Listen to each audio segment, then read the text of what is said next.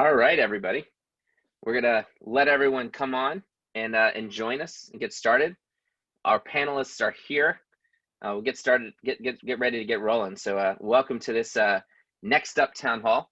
I'm excited for this conversation, all about innovation adaptation, especially as we think a lot about school pods, school decisions, returning to competition, and all the different things that are happening. So we've got a really amazing group of people, entrepreneurs and innovators within the world of youth sports. So I'm excited for today's conversation. For those of you that don't know me, my name is Jeremy Goldberg. I'm the president and quarterback at LeagueApps. I've got the trophies in the virtual background to prove my participation in youth sports and dominance of the JCC scene in the 1980s. But I am excited to kind of be with you today and really help kind of shepherd this conversation about all the kind of changes that are happening within the youth sports. And, you know, it's amazing. We've been at this for 6 months as we've all adapted to COVID. And one of the things I think we see at LeagueApps in our data is that, you know, there's a demand out there for people to play sports, that parents want those kinds of opportunities. But there's all kinds of things that are getting in the way, right? It may be that there's decisions that are being made at the state and local government around permitting or access to sports, or whether or not municipal spaces or school spaces are available. There may be questions around, you know, ultimately how to think about that safe return and make parents comfortable so that you can come back or be able to make it happen. There's the financial challenges that organizations are facing as well. So any number of circumstances, and even as there may be a light at the end of the tunnel, it's still a very hard and difficult time for so many organizations. And I think the one thing that I think we want to emphasize with today's conversation is that the way that we're going to respond to these circumstances, which none of us can control, is ultimately about how do we adapt and how do we innovate and how do we maintain that North Star about what it is that we stand for as an organization and as an industry, right? And the importance of what youth sports is all about. And that I think is where we'll center a lot of the conversation today. You know, there's an expert I've quoted a little bit or referred to a little bit on some of these conversations over the past 6 months by the name of Scott Galloway. Scott Galloway has actually a great podcast. If we can find that, we'll throw that in the chat tool that he does with Kara Swisher as part of the Recode platform. But Scott Galloway is a professor at NYU. I think he's built 7 different companies, and he's written a terrific few books, one of which was called The Hidden DNA of Amazon, Apple, Facebook, and Google. And what he did is try to understand like what makes Amazon, Apple, Facebook, Google, those companies successful, what allows companies to innovate. And what he ultimately talked about was that these organizations recognize that change is a daily constant. And then in almost every environment that we're in, we're going to have to be able to think faster and change faster than ever before, right? Think about it, right? Think about how much we are relying on Zoom right now and where we're at with that tool 6 months ago, right? And it's just one of those examples of the pace of innovation that is happening. So I'm going to let everyone in on a secret. As much as we feel like youth sports is changing and is under attack and what's happening, the reality is that we've been talking about the changes that were inevitable in youth sports for years now. I remember giving a speech a year ago talking about the forces of change that were inevitable, and that as much as youth sports has changed over the past 5 years, the pace of change was going to only accelerate. And that was pre-COVID, right? All COVID has done is accelerated that pace of change. So the real question is how are you going to respond to it, right? And when you think about the innovations, you can look at any sector, take the fitness industry, just to think about how that pace of change works. There were gyms, traditional gyms that you would go and work out in. In some cases, you would get on a bike and you would go spinning. And all of a sudden, the boutique fitness industry emerged, and you had organizations like Peloton, organizations like SoulCycle and Flywheel emerge to create entirely new kinds of fitness experiences that became revenue, hundreds of millions of dollars, billion-dollar companies that emerged through innovation of the way that gym experience happened. Then you had innovation on top of that, in which Peloton has emerged now as a public company to innovate on that experience as well. And youth sports is going to be no different, right? It's going to change, it's going to adapt. And so today's conversation is about understanding what that is about. And we're going to learn from entrepreneurship and innovation in the education sector right now. And then we're going to hear from 3 incredible practitioners and leaders to understand what their organizations are doing into the face of all the changes that are happening in youth sports. So for today's conversation, feel free to use the Q&A function on the tool. That if you have questions, go ahead and post those questions in the Q&A tool. I'll integrate that into the conversation in addition to the other questions that I get. You can join the Slack group, and we'll post the information on that if you want to continue the conversation, share resources, ideas with each other. And then ultimately also save the date for our next event. That's going to be focused all about local government and youth sports. Ultimately, how do you deal with the fact that the governments are consistently changing regulations and guidelines? And what are the ways to manage those things in a way that protects your organizations? So lots of good stuff to come. But I'm excited to start by welcoming Brian Tobal into the conversation. Brian, welcome. He is the CEO of a company called SchoolHouse. He's actually a former teacher turned educational technologist, which I love that phrase, who's thought a lot about innovation. I know he spent a lot of years at Harlem's Children's Zone, which is an incredible educational institution that I think is known for being innovative. But he also, and I think he spent, as an educational researcher, he spent lots of years building different kinds of learning apps. But one of the reasons we're pulling him into this conversation about sports is that SchoolHouse is all about helping people really develop at-home in-person learning, right? You can think about pods, right? School pods. You're hearing about this concept a lot. And I think understanding what's happening and what he's doing to innovate in that space, I think should provide inspiration and ideas for what can happen in the world of sports. So Brian, thanks for being with us. It's great to meet you and have you. Hi, nice to meet everybody. Sorry, it's always weird to hear the intro for yourself, especially when you're like a shy introvert like myself. But it's great to meet everybody. Thanks for having me. No worries. Well, we wouldn't be on here if you weren't great. And maybe one place to start is just to give us a little bit more context of what SchoolHouse is doing. How long has it been around? And ultimately, what is the kind of innovation and change that you're leading in the education sector? Yeah, so this, the through line from my work, the thing that I'm interested in is like, how can you measurably or see the measurable impact of learning outcomes from students? And so one of the things that I've seen at the last couple companies that I've worked at is that the teacher is actually incredibly important. 65-70% of the learning outcomes is just who the teacher is. Right? We would shift a teacher when I was running academics at WeWork. If we took a teacher out of a program that was working, it might start to fail. And from like a net promoter score, or just like student satisfaction, it's solely the teacher. The students can't tell the difference that we saw based on the curriculum or the space you're in. It's really about that connection. And so I spent the last couple of years just really seeing how can I push the teacher forward? How can I make the teacher the star? How can I give them more autonomy? How can I let them explore and react to the students in front of them? So started playing around with a lot of one-on-one learning types of programs, like built some coaching apps and things like that, and met my co-founder Joe, who was coming out of school legal. And he basically said, look, let's just turn them all into private schools, each teacher. And that's what we started to do. We were building earlier this year, like around like December, January, February, we were helping teachers set up one-room storefront schoolhouses. Then COVID came in March and the parents started asking for them, and we saw a way of scaling what we were doing massively. And so the real goal, the real thing that we're looking at, the thing that we're studying, the thing that we're thinking about all the time is, it sort of blooms to sigma. How do we increase the efficacy of the teacher onto the student, right? And so like when you really look at this, what I think we're starting to see is these small classrooms work a lot better. All of our teachers, down to a person, have had to redo all their unit plans because they're moving through faster. And I think what this really points to is that we're thinking about the value of the teacher in the wrong way. For the most part, it's thought of as like a dissemination of information, right? A lecturer, because lecturing is what the teacher does, and that's what's been drilled into our minds. And I think we've overlooked the consultative aspects of the role, that the teacher knows me, that the teacher knows how I think, that the teacher knows the mistakes I often make, and they can craft the lesson and the curriculum for me. And so what's really exciting to me about these learning pods is that it's actually cheaper.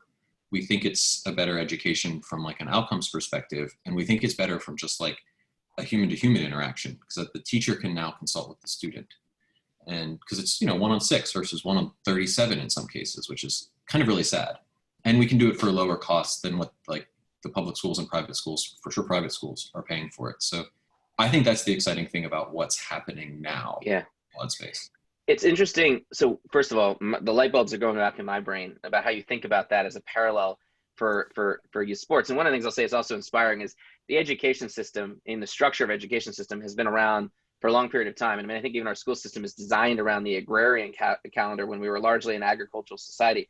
So if you can push the envelope and think innovatively about that model, it becomes interesting to think about what youth sports looks like beyond the traditional ways of thinking about leagues and tournaments and events or class-based models, what that might be. And I want to unpack a few things that you talked about. One is the idea of the teacher being the star, right? And I almost think about, I was talking earlier about Peloton. People are obsessed with Peloton, the Peloton riders, right? Like they think about them and they talk about them like there's these incredible figures that are the same way we think about like a YouTube star. And it's almost like, why don't we think about teachers or coaches by parallel the same kind of way? So the first thing I'll say is, what is the secret you've learned, especially as you're trying to scale your model, about hiring great teachers, developing great teachers, especially as the people listening out there is understanding ultimately how to do that around coaches in the same kind of model? Right. A lot. The one that's probably transferable to coaching is, there are some questions you can ask that will kind of like bifurcate the sample you have. So like pollsters use a lot of these to, sort of define the ideological thinking of, some respondent. And so we thought a lot about that, or I thought a lot about that actually for the last couple of years. And one of the questions that I've seen that really starts to separate like the great teachers from other ones is asking them, why did you become a teacher in the first place? And you want the answer to be something about the student-teacher relationship. If they start talking about knowledge and information and, the brilliance of different pedagogies, that's nice, but that's more about them. You really want people that are focused on the student, right? Because the modern education system is really, and no fault to it, I actually think very positively of, the modern education system, probably surprisingly, considering I've been trying to dismantle it for 10 years. But it's operating from the perspective of, we're pushing a student through a curriculum. And what I think really makes great teachers and probably great coaches is, actually I know it's great coaches too, is the focus on the student. What does this person actually need, right? Do they need my curriculum? Is my pedagogical style going to work for this person? That's what's important. And so you want a teacher that's already thinking that way. You want a teacher that's thinking about what this person needs. And from a sports perspective, there's a great book that I read recently called The MVP Machine. And it's all about how this, it's sort of like Moneyball 2.0 in baseball, how this group of people, as they're putting in like high-speed cameras and bringing in like sports specialists, and they're hyper-focusing on the athlete. And I think that's what you want. I think you want, if you're going to have somebody in like a student-teacher relationship, which is what a coach really is, you want them hyper-focused on the work, on the thing that they're working with. And so that would be, I would say, the secret. Yeah, it's a great answer. First of all, I'm excited to read the book. And the second is, it reminds me, I was listening recently to Michael Lewis if you haven't listened to it, Michael Lewis, the second season of Michael Lewis's podcast is all about coaching. And there's a specific episode specifically about a guy who wrote a famous book on tennis, and he became this tennis coach and started helping people really improve their tennis game. And what was amazing is he ended up taking his experience teaching tennis and what he learned, and I don't think he was even that great of a tennis player, and then turned that into becoming this business coach. And his insight was, I actually didn't need to know anything about what I was coaching, right? It had everything to do about my understanding of who I was coaching, right? Yeah. And understanding that relationship. So I highly recommend it. It's certainly a powerful thing. So talk to us a little bit about what are school pods? What is happening across the education system right now? And how is it, I assume they're responding to the fact that schools are either going virtual or disrupted and everything else. So what can we learn from a little bit about what is happening in this kind of school pod movement, and specifically kind of how you see that kind of shaking out? Let me think for a moment. I'd like to consider. I think the thing that's happening in the school pods is a new recognition of a reality. For the parents, they're recognizing that they actually can have a say, that they can participate in how their children are being educated, right? You might have specific cultural, religious, informational beliefs, knowledge beliefs that you really want installed in your children, right? You could be a friend of mine is a statistician and wants all kinds of fun games that, play on stats for his children. I think that's wonderful. So I think that's one of the things that's happening is the parents are starting to go, oh, wait, I can take control of this and it'll be okay, right? As long as you have support. The second thing I think on the teacher side is that they're also starting to realize the same thing. There's like the thing that I think everybody's woken up to right now is that the teacher is what is important. Nobody's out there hustling to find administrators, right? Everybody's looking for teachers. And for the students, I think what they are, and this is actually the one that I know the least about at this moment, right? Because we've been running them for a few months, and I've talked to the parents, I've talked to teachers. I haven't really dug in with the students yet, to be honest. But from what I've seen is that education can be something that they can enjoy, because it can be about them, right? If we're taking a student-centric approach, if we're saying to them, like, we're here to follow your, we're here to teach you the basics, right? You got to learn how to read, you got to learn math, you got to know history. I think civics and ethics is something that should be pushed back into the curriculum, but that it can be about them, I think is maybe the better phrasing. That it can tailor to their interest. It can address their weaknesses. It can be with their friends in small groups. And so that's the big thing. And I think the other piece is that on our side, we're seeing it's cheaper. Right now, look, I know that learning pods are coming off as like this expensive thing for rich people, and it's true.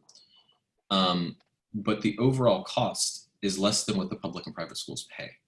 So it's really a question of funding. And I think that's one of the things that I really want to find out. If this is a more efficacious way to learn, then this is a way of solving a lot of societal issues if the funding model is there. And that's it's interesting to think about it. One of the things that are going off in my mind is, one, for youth sports organizations, the people out there leading the organizations, parents are always a challenge, right? Where it's like, they think they know best, but they don't. But ultimately, what I think you're saying is that the idea of like these pod-based models is allowing you to enlist them or co-create or co-design in a way that gives a sense of empowerment to them that I think will more invest them in what you're doing. And the second thing, obviously, is I think the other thing about it is we think a lot about the voice that kids need to have. And if you're playing those models in the school analogy, you're not playing competitive games, right? You're not playing tournaments. It's a different format. So it has to be about the kids. It has to be about fun. It has to be about learning in different ways. It forces, I think, a different approach that ultimately maybe kids respond to.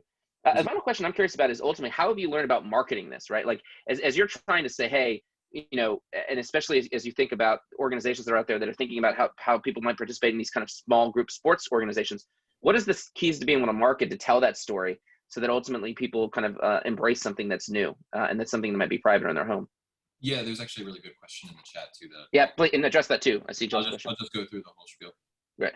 From a marketing perspective, part of the answer to that is that the market kind of came to us, right? Like the parents were, like, because of COVID, because of fears, they were looking for something where their children could socialize together, where they would actually learn and where they would be safe. And those were the things that they wanted to hear. And I would say that, like, right now, that's probably true. In terms of, is this the same concept as homeschooling? I would say it's an evolution. So if the teacher is the most important part, let's say that's true. We could be an assumption, I could be proven wrong. And I'd be happy to be proven wrong, because then we move forward, right? As an industry. Then the question is, who's the teacher at the homeschool? If the teacher at the homeschool is the parent, what's great about that is there's a ton of caring, right? The parent really cares. But teaching is more skill. There's more to the skill of teaching than just caring. And I think what the learning pods are doing is they're taking the homeschool and they're adding the teacher in. They're taking the thing that is actually provides the majority of the value in the school experience, and it's giving the teacher. So what you have is like a group of families who come together, sometimes 5 kids or students. I'm not supposed to call them kids. I get reminded of that often. 5 students to 8 students, different families usually, unless somebody's very prolific in their child rearing.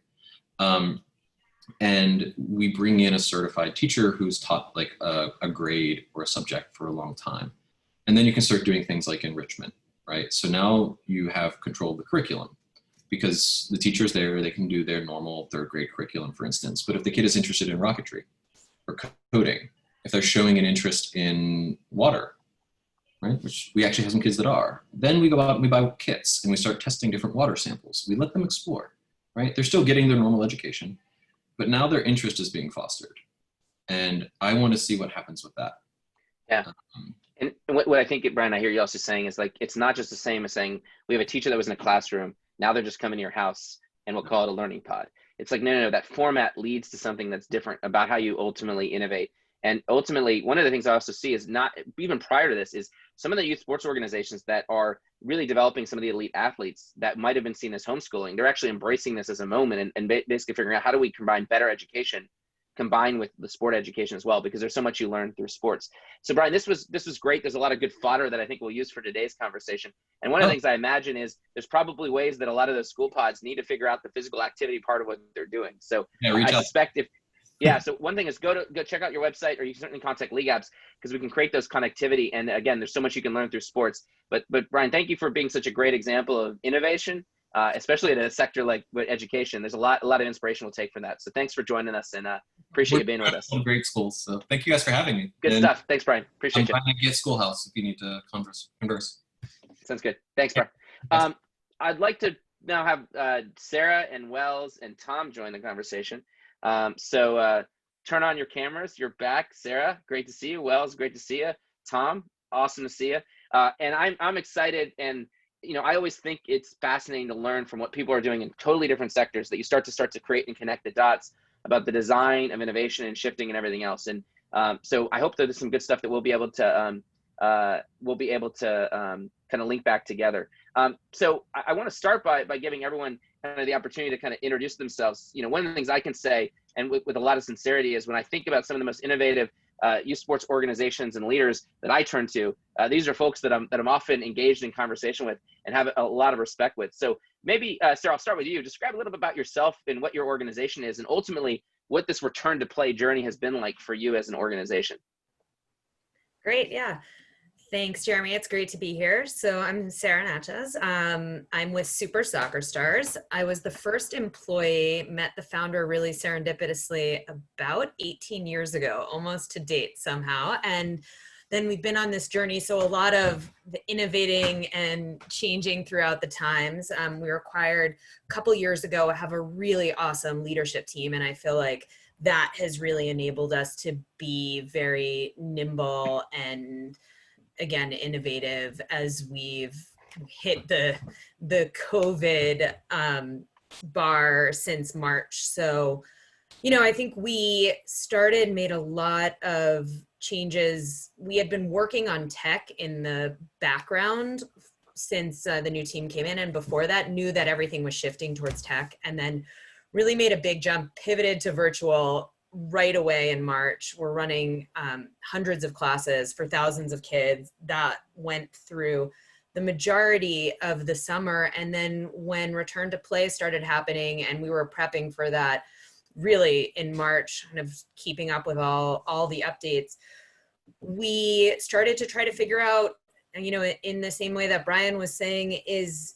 how are parents, who is our customer, and how can we make parents feel safe? And we really found that overall, Super Soccer Stars we do have a travel component. We have about 42 teams still going on right now this fall, but about 85% of what we do is the youngest guys, the 2 through 8-year-olds.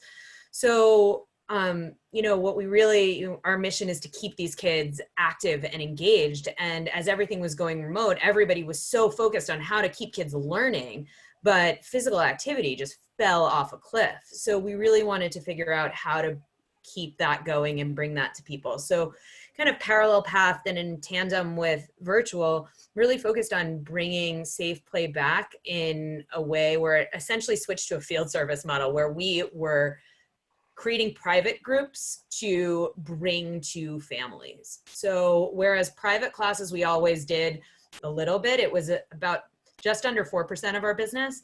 This summer, it became 60+% of our business. So that was an entirely different shift in how we operated, and definitely some challenges, but we were able to bring it together, offering hundreds of classes, obviously also following the geographic trends. We're in 13 cities, but our biggest market by far is New York City, which was one of the hardest hit. So following our families to places like the Hamptons or Westchester, where, everything from renting a couple of houses in the Hamptons and having 12 coaches out there to be able to accommodate the demand, because parents really felt safe with their pod, their kids, friends who they knew, and being able to have the same experience week after week and being able to trust that.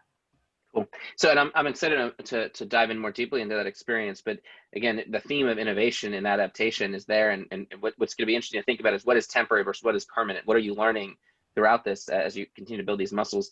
Wells, I'll pull you into the conversation. It's great to see you. I'm curious how describe a little bit about yourself and your background for those who may not have followed all your incredible accomplishments over the course of your career, and certainly basketball playing wise as well. And then and a little bit about kind of what your organization's been doing, kind of how you've been navigating what's happened in COVID. Yeah, thanks for having me again. My name is Wellington Smith, from New Jersey. Created a program called Unity Legends probably about 10 years ago. And it's been a passion project of mine, just making sure that kids accomplish what they want to accomplish. They have the goals and aspirations that they want to play college basketball, they want to play high school basketball, they want to do whatever it is in sports, that hopefully leads to life after the ball stops bouncing. So I want to be able to provide that kind of avenue to do that. During COVID, actually the start of COVID, we actually had tryouts in March. Right? We had tryouts in March for our AAU teams, and we offer club teams, clinics, camps all year round. So we had 12 teams were going to kick off in the beginning of March. Like any other club director, we told people to pay. We'll be fine. We'll be able to push this thing forward. Don't worry about it. So we weren't able to push things forward until we started thinking about just different ways that we can provide some value to these parents, these kids that have entrusted in us to be able to have their kids to learn. Right? So we created a few different virtual sessions, film sessions where they watched, my old games, which I'm sure they loved. My old games when we played in the Final Four and the Big East Championship. We listened to college coaches speak about what they're looking for in college athletes. We got the Nets big man, Jason Williams, to come on and give a conversation about what it takes to be a college basketball player, what it takes to be an NBA basketball player, what it took for him to get to where he is today. We went from when we were actually able to play, we started our own league, an outdoor league, which we were the first ones to do it. I would say this is the most successful that our program has been in getting our high school athletes noticed by college coaches, because we were the only game in town. College coaches were coming down to watch us. And then once fall started, we started going, and we created other programs. Mini Dribblers is one of them. That's been a big hit. Sold out within hours. That's the first time that program has ever done that. So we've done a couple of different things that have really catapulted us from being just a mom and pop to being one of the thought leaders in the space, especially in New Jersey. Yeah, it's awesome to see, and I think it's such an example of, look, there's demand, right? Parents, I have two. We're all talking. We all have kids. I want to get my kids out of the house, and I want to pay someone to give them a good experience that's safe. And the format of that may look different. It may change, but you're looking for what those outlets look like. So Tom, obviously you've built quite an empire at Dusk. You and the team there. Talk to us a little bit about kind of yourself and also kind of what Dusk has been doing as it relates to kind of this kind of return to play and how you've been navigating this. Sure. Thanks for having me, Jeremy. I think it's, I'm the general manager at Downtown United Soccer Club, an organization, a nonprofit in New York City. I'm also father of three. And so navigating that, I think, has really brought a lot of perspective to, I think, a lot of us, right? I mean, we recognize that sport is probably the most important of least important things. I think it's one of the things that our chairman has talked about. And I think, understanding kind of, there's personal issues that a lot of people are going through. And so how do we deal with our own challenges as a family? But also how do we work with the kids and the students and the players that we have? And so for us, we did, we obviously pivoted to virtual training. We did pods, some of those innovative things that Sarah and Wells had talked about.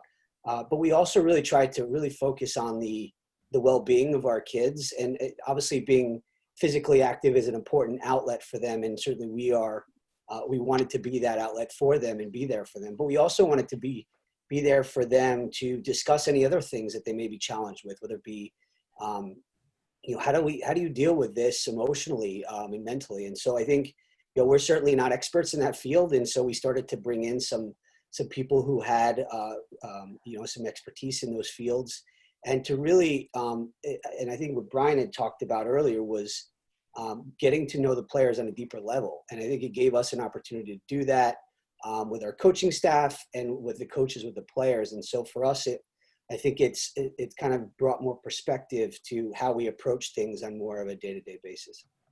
Yeah, it's so one of the things is I think you were doing is squads, right? With effectively these pods, and I think one of the things those squads were not just about soccer, but I think there's also an educational component to it. So talk to us a little bit about that, and one of the themes that I'm hearing, which I think is really important, and it actually is an important evolution of sport, is we had this idea of like sports is a competition, and then you have these sports-based nonprofits that sports is life, right? And I think what your organizations have really effectively done, in particular COVID, is integrate those two to say, no, like we're going to give you a competition, we're going to give you these things, but we're also going to do other things as well that enrich the experience, that make it more powerful for everybody involved. So Tom, talk a little bit about what you guys were doing with squads and what those were and how those worked, and what you learned about them. Sure. I think actually this was a discussion we've been having pre-COVID to, you're starting to see, Brian is an example of this, starting to understand the educational component is maybe not the best model right now. And we recognize we have a great relationship with players, and players are looking for a different experience. And we see a lot of these, IMG and Bradenton in Florida, and a lot more popping up where you're integrating sport and education. And it's something we've started to investigate over the last couple of years and meeting with some of these groups that are doing this. And we felt it was a great opportunity to really pilot it in more of a smaller scale, where what we do is it's a 3-hour session where parents can come together and have kids that they feel comfortable with and families they feel comfortable with come together. And we integrate the educational component in partnering with educational schools, people who do SAT prep, et cetera.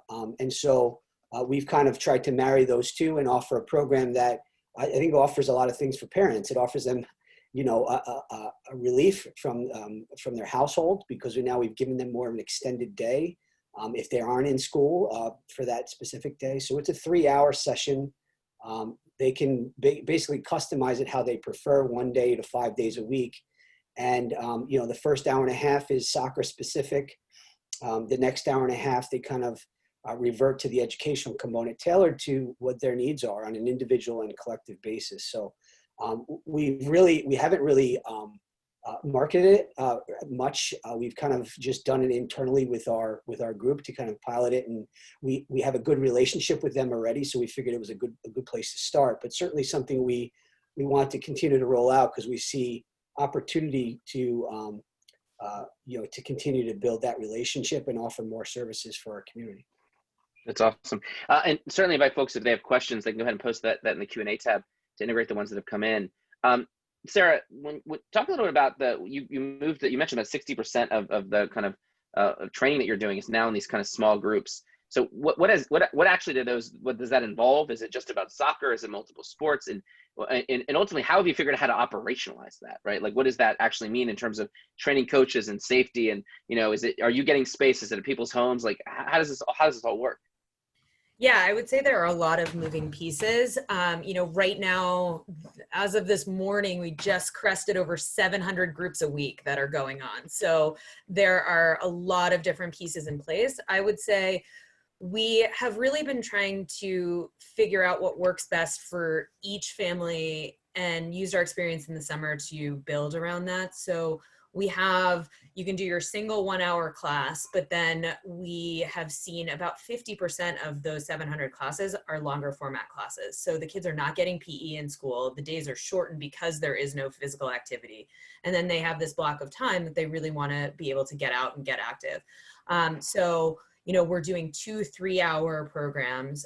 We have a sister program that's a multi-sport program. So we've been able to really use that curriculum to help innovate our own curriculum. So Dean Simpson, who is our chief programs officer and amazing at kind of being the guru on the curriculum, has really been able to work with his team to add different elements using soccer, but making it a broader learning experience, relay races and other physical activity type of elements, which has been really well received, because we'll do, let's say a group will be not just happening once a week, but we have, about 25% of our groups are coming on board, not just one day a week, but multiple days a week, where one day might be soccer specific and one day might have a broader curriculum infused in it. And then I would say, for sure there have been operational challenges, I think, for everybody. And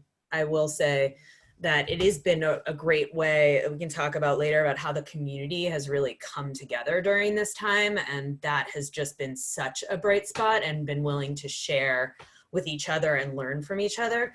But,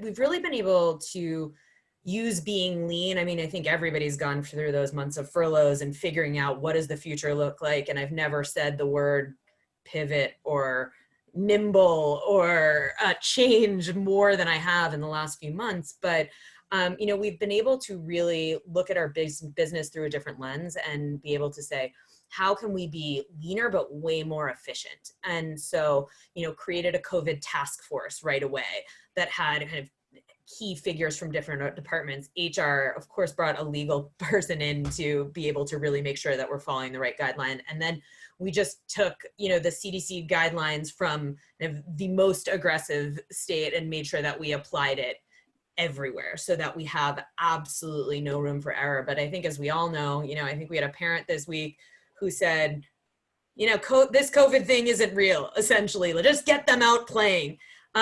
Whereas on the other side, you have parents who, if they see a child sneeze or rub shoulders, that is, ends things full stop. So you have that broad range and need to really adapt, but make sure that safety is first, no matter what, as we're all learning new information, even to date. And then again, tech forward, we've really been able to have our tech team kind of rise to the top and figure out ways that we can automate our operations, everything from simple things like administrative first-class emails and things like that, that you can automate in a template so that it saves on how seamlessly information can be communicated, as well as staffing availability and all those pieces. I mean, I think from the community that we've spoken to, I think that coaching has been a challenge, especially as, demand went low in the summer to now coming back, where a lot of people either don't feel safe or use the opportunity to get into a different industry when things were quieter. So, that is on the training and recruitment side, and able to look at things in a different way and figure out how we can kind of do in-person training combined with online training and really fill the gaps that way. Yeah. Well, so a lot of different moving parts. Wells, I think as you've thought about innovation, one of the interesting challenges is not just like what kind of formats you're playing. You mentioned, and you could talk a little bit more about the kind of mini format that you're doing. I think you were calling it, I was blanking on the actual mini dribblers, right? But you were also, one of the things you've also been able to do is innovate where you're doing this, and ultimately how you're leveraging kind of local parks and those kinds of spaces as well. So talk to us a little bit about kind of those kinds of shifts and ways you've kind of adapted. Yeah, well, it's pretty interesting as I'm listening to Sarah and Tom. I'm like, wow, you guys have done such amazing things in a short amount of time. You're right. I haven't used the word nimble in quite some time until for COVID, right? So we had to be nimble. Our community members had to be nimble. The town of Summit, New Jersey, had to be nimble in terms of how accepting us and the fact that we're going outside and using their parks and facilities in order to conduct programs. Put down, when you mentioned community, we were using a park early on when people could start, touching, you can start being competitive and playing without masks and so on and so forth.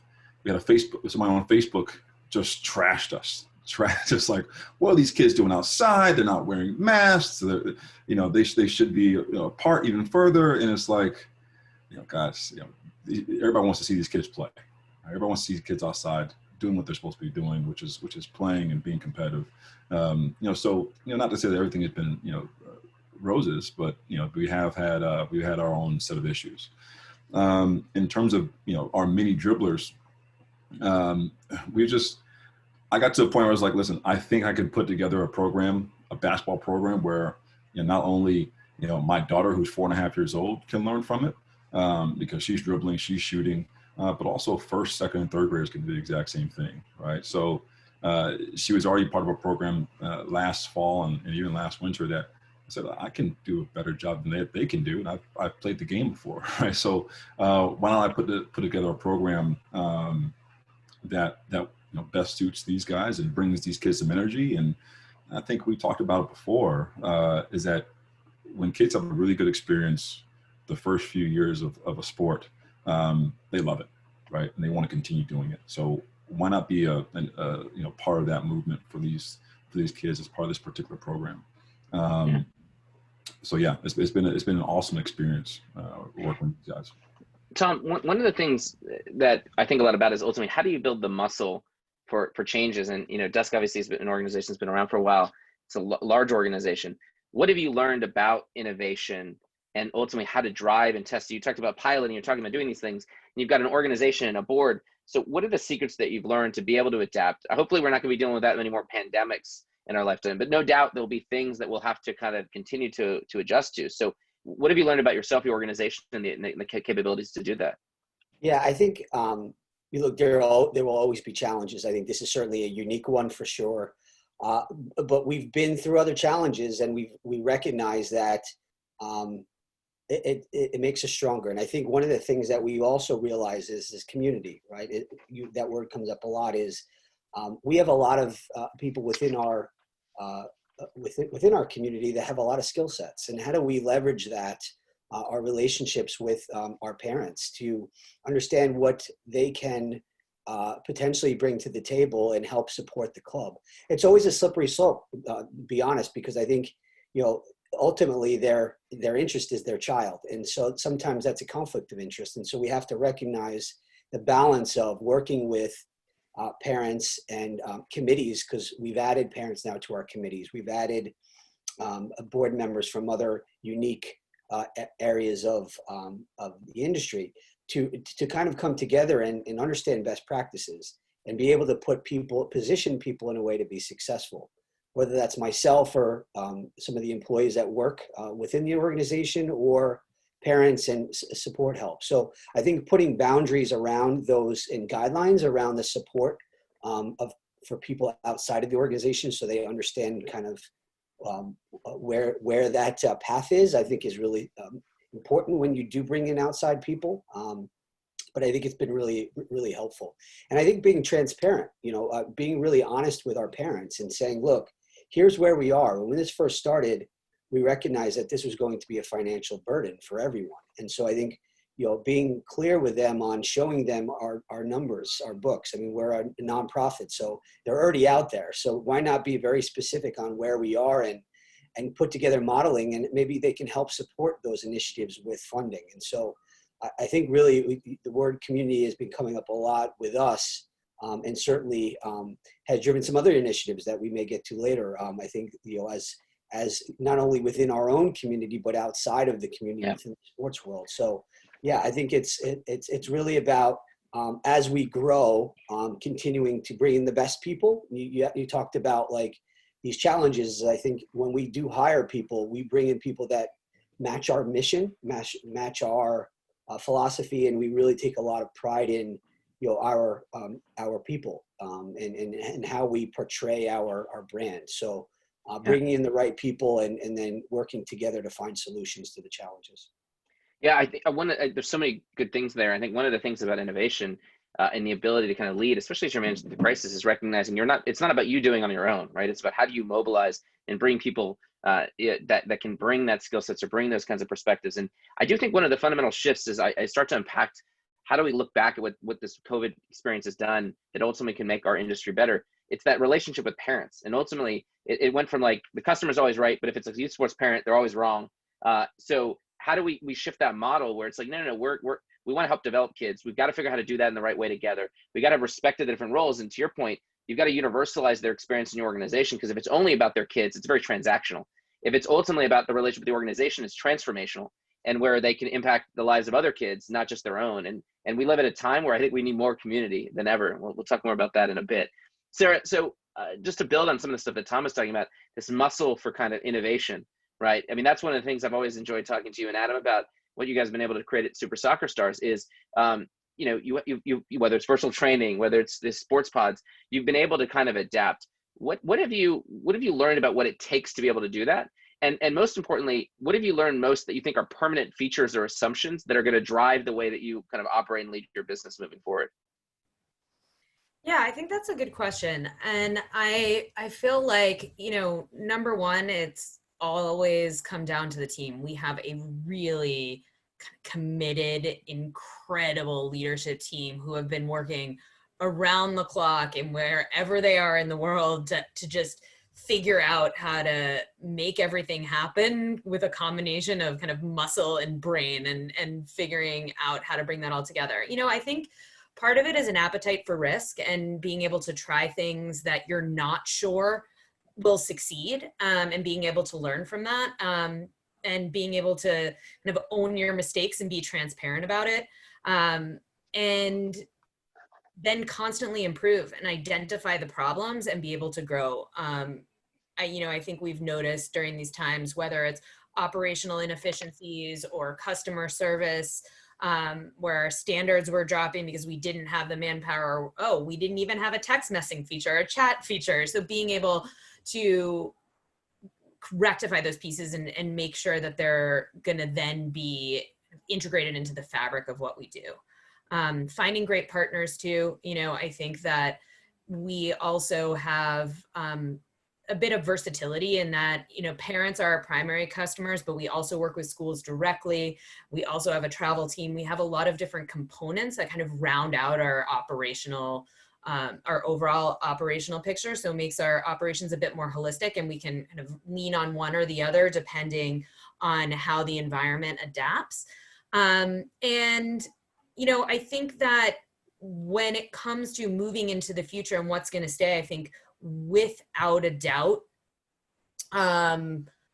private groups in this pod format is going to continue. I think that is going to keep being a key feature of our business, this field services model. You know, I think there's also new phrases that I've only heard about in the last few weeks that have now also been, I think, making their way to the forefront of the youth sports conversation, you know, asynchronous learning, and, you know, being able to we work with a great partner, Famer, that I know Tom works with as well, and being able to, you know, have the digital, virtual, and the physical come together.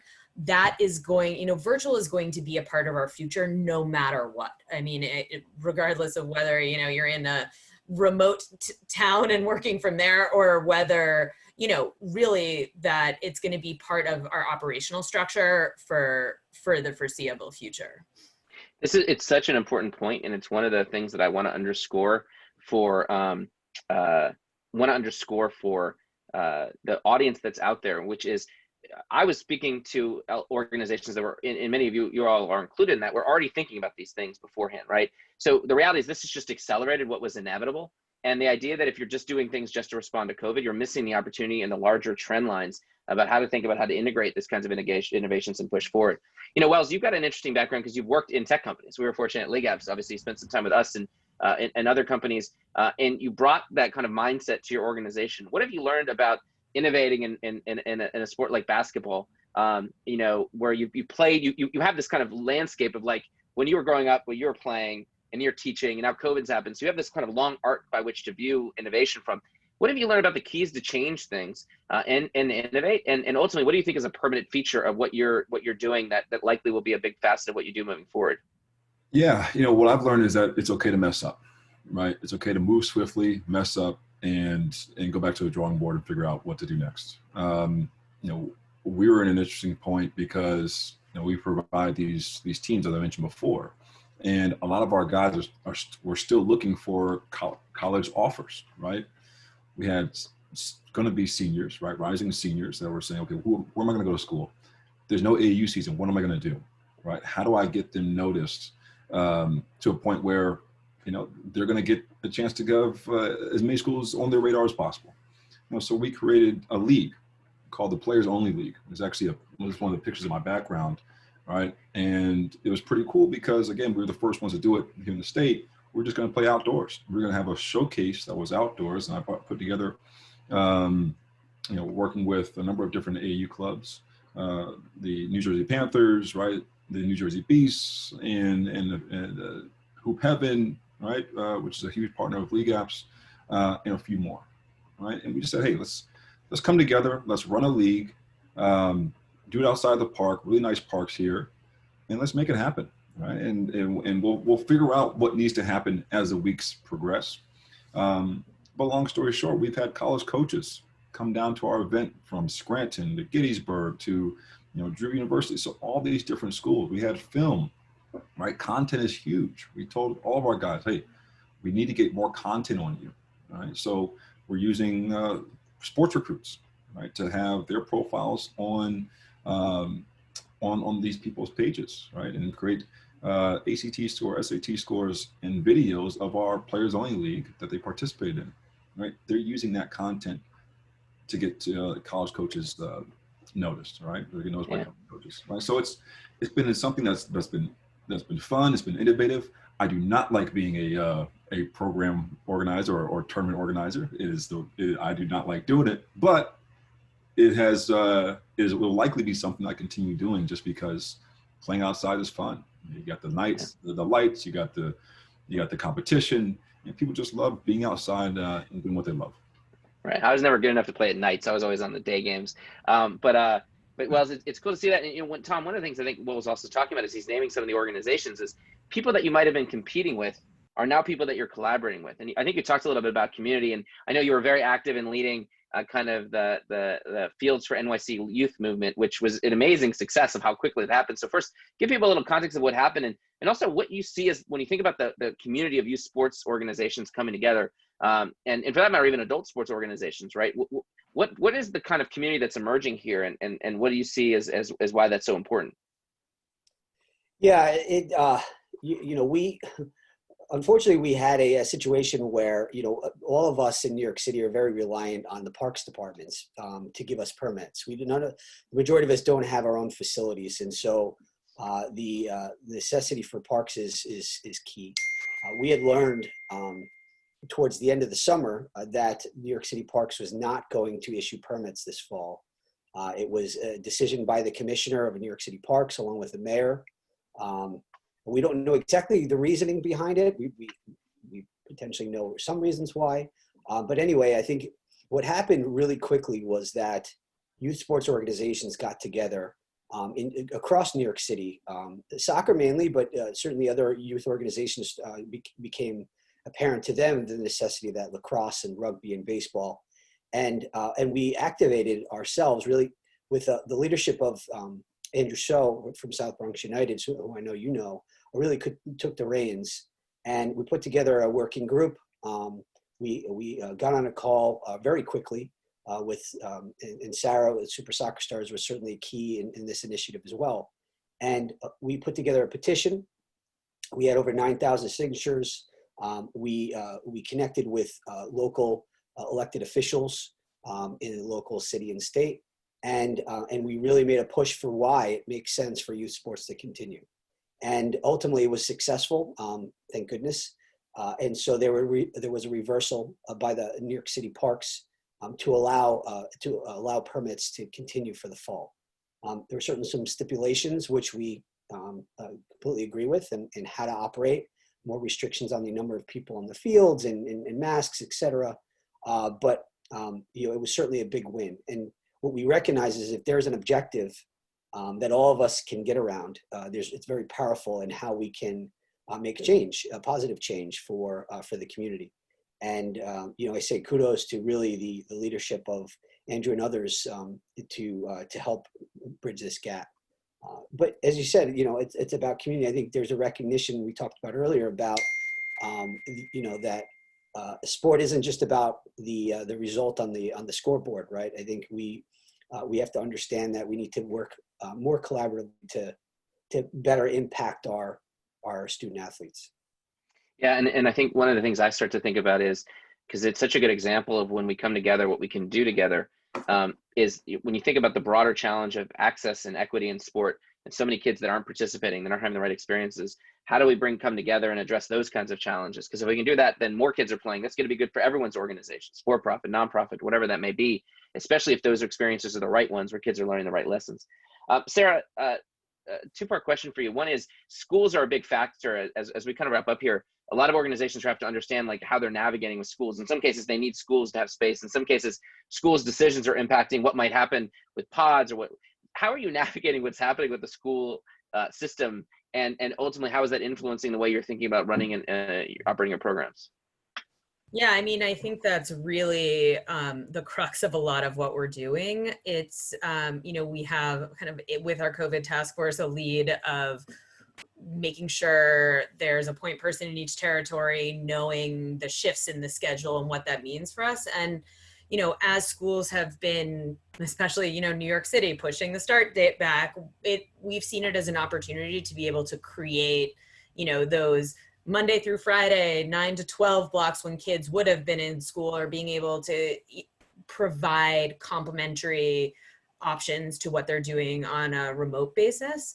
I think that it also has created opportunities where schools are just so blindly focused on how to provide schooling to their kids that we are working with some schools to provide, we have 50 hours a week at one school in Manhattan where we're providing the physical activity as part of the end of their day, where they're doing remote schooling, but then they have a play lab where the kids are coming in and our coaches are providing that physical activity for everybody. So, being able to develop and keep those relationships with the schools while they're, and trying to, really be a pillar. So we're saying, hey, we're experts in this, you focus on that, and we'll be able to complement that kind of learning. Yeah. And final, quick other follow-up question that came in through the Q&A, in terms of like how you're finding these pod leaders, the people that can come in and teach, especially as you mentioned the competition and the dearth of coaching. Is there a quick secret to that? I would say not a secret. I think that we have had pain points for sure. I think it's that, prior to COVID, we had about 650 coaches nationwide. We're right up around 200 now. And I think that there has been some challenges in terms of, if they're a new coach and, before you'd get them in, they'd really understand the culture. You'd be able to kind of have that touch and feel that rubs off on them when you're a couple feet away from somebody. But now being able to really leverage technology to try to bring that same experience. And whether it's, we have online tests and courses and virtual trainings, we have, we use Slack and have all day hangouts for the coaching team where everybody's plugged in and on and can see each other's faces, but people can come in and pop in and out, so that it's almost like you're sitting in that same office space where you're able to have that dialogue. So we've really been trying to use communication tools and figure out how technology can lead the way, to leverage that to be able to train our coaches quicker, better, and make them feel part of the community. And I think the other piece to that is like that we've been talking to places like, Dusk and other clubs that, it was all, we knew each other and spoke when we crossed paths, but being kind of more proactive to speak to our community and help each other and say, hey, do you have any coaches who need work? Hey, we have some coaches who could maybe help you out at that time, and using this as a time to really build those relationships. Yeah. We even acquired a travel team and a youth sports organization during this time, and being able to invest capital in the future when things come back online fully. Yeah, that's great. Well, quick question before I wrap, which is indoor. Winter's coming. That's only a Game of Thrones thing. It's like literally winter's coming. So what happens to indoor sports, and how are you thinking about adapting to that? Like, do you have a quick sense of how you're approaching that? Yeah. We're looking at what we basically did for, when we had to be inside for a few months, looking at doing video sessions, right? You know, online skill sessions via Zoom, you know, just keep the kids active. Now it's going to be different, but we'll see how it goes. You know, again, gotta be nimble, gotta try new things, and if it doesn't work, it doesn't work, but at least you tried. Right? Yeah.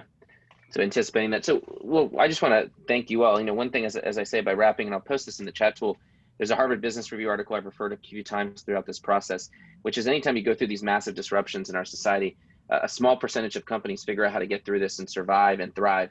About 9%, in fact, really figure out how to grow through it. And it's because they figure out the kinds of efficiencies and the kinds of innovations and the kind of ways that they've changed the way that the market perceives them that allows them to have that kind of success. So the secret that is becoming very clear to me is that we're entering the era of the youth sports entrepreneur, right? That whether you're for-profit or nonprofit, the organizations that are entrepreneurial, that are innovating, that are thinking about the whole child and youth development, the people who can harness that are the people that are going to be successful. And that's going to be true over the next number of months as we navigate the unpredictability of COVID, but it's going to be true beyond that as well. So thank you all for being the ultimate exemplars of what that means to be the kind of youth and youth sports leaders that are out there that are making impacts on your communities. So Sarah and Wells and Tom, thanks for joining us. It's awesome to see you here, and thanks for your wisdom. And thank you all for joining. Appreciate everyone, and have a great day. Thanks for having us. Bye. Thanks, Jeremy. Take care.